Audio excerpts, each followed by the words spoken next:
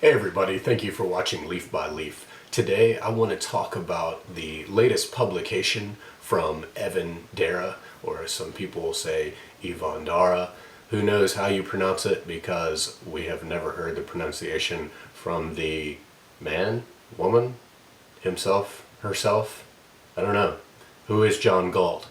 Who is Thomas Pynchon? And who is Evan Dara? His latest is a play, and it's called The Provisional Biography of Mose Eakins. Now, why am I reading this on a tablet? Because it's something that I'm not opposed to, but I just don't care for at all, especially since for my job I stare at screens all day. Outside of that, I want to look at printed text. I like the physical book. Well, this one's only available in a PDF, and you can go to the publisher's website, which I believe this author runs the publication, Aurora, and I'll put the link in the description below. But you can actually go and you can read this for free, which is amazing, because it's an 80-page play and it's very good, very well done. Evan Dara, of whom I've only read the Lost Scrapbook, which is probably his most notable work of people who know about this enigma. It was chosen by William T. Vollman as the winner of FC2, or Fiction Collective 2's National Fiction Competition. And this is an amazing book. I read this a few years ago and was blown away.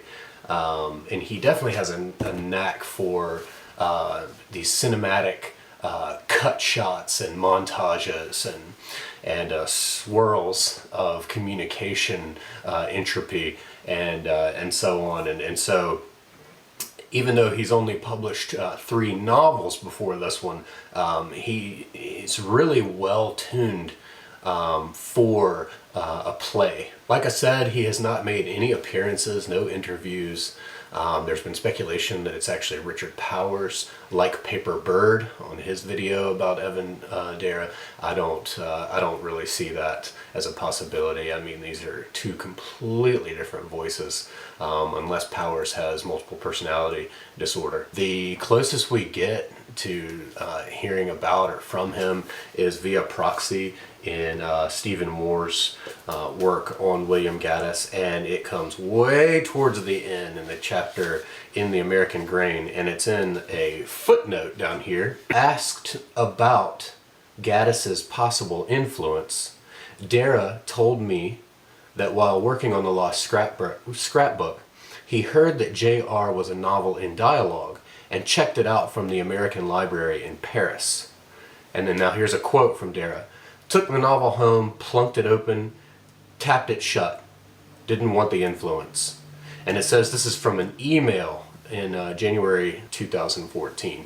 So at least Stephen Moore has emailed with Evan Dara, and Evan Dara says that he started to read Gaddis and immediately shut the thing because he didn't want it to influence him.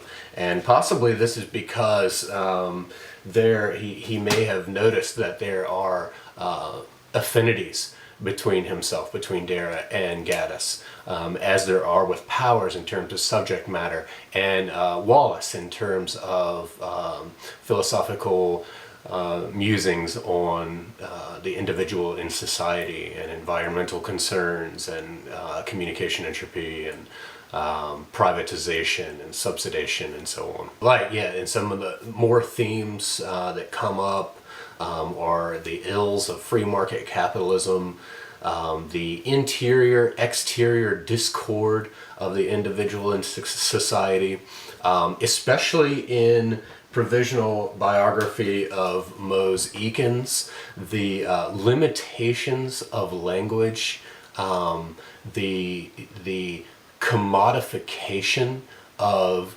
meaning and significance in language. And in fact, in the same way that time is subsidized in Infinite Jest, time and years so that we get the year of the depend adult undergarment, and the year of glad, and the year of dairy products from the American heartland. In the same way that Wallace shows us privatization or subsidization of time, Dara in here shows that this has happened, like I said, to language and meaning. And the cool thing about this is that is the way that Dara unveils this. At first you're just completely bewildered, but then little by little you start to see what's going on, and then finally it's unveiled to you. And really the way that he does this reminded me of like a Twilight Zone episode, Black Mirror, Hitchcock.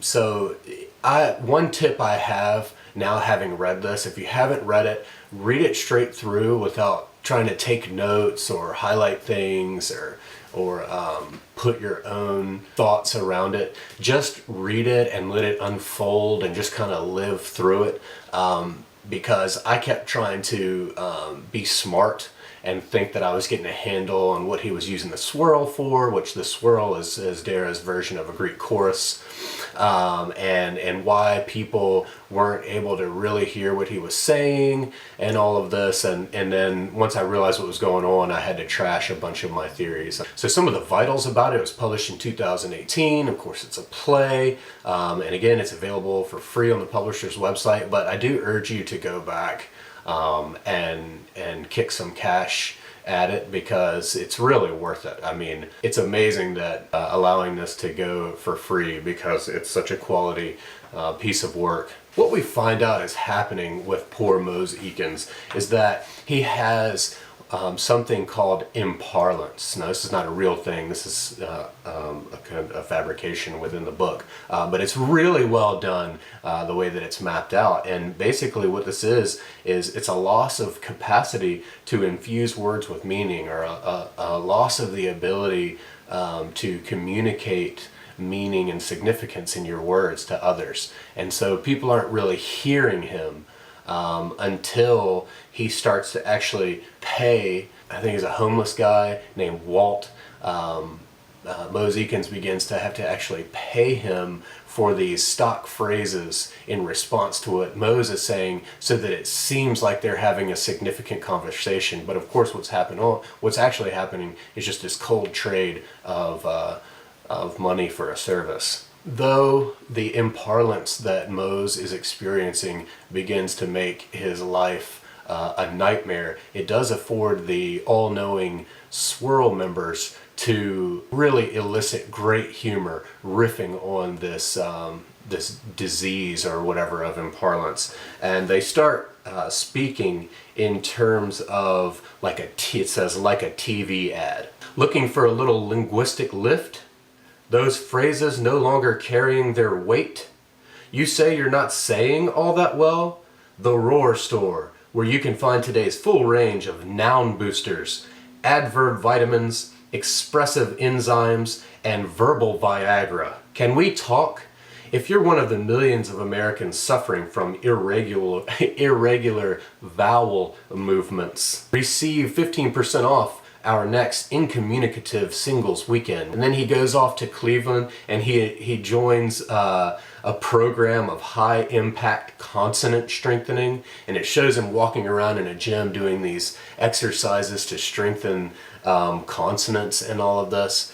But eventually he finds that though there are groups of people who suffer from imparlance and there are therapies that exist, none of them can really work. It's a zero-sum game because of this irony where they've established a group of people who have it, but none of them can really rightly communicate with each other. If you haven't experienced Evan Dara, I highly, highly recommend it. He has a very unique voice and highly intelligent, and he deftly shows things that are relevant to all of us. I can only speak for the Lost Scrapbook and Provisional Biography of Mose Eakins. I have not read his other two novels, Flee and The Easy Chain, but I will be reading them in the near future. The Lost Scrapbook completely blew me away. But if you want to cut your teeth on Dara, just go out to the website that I'll put below and read this play.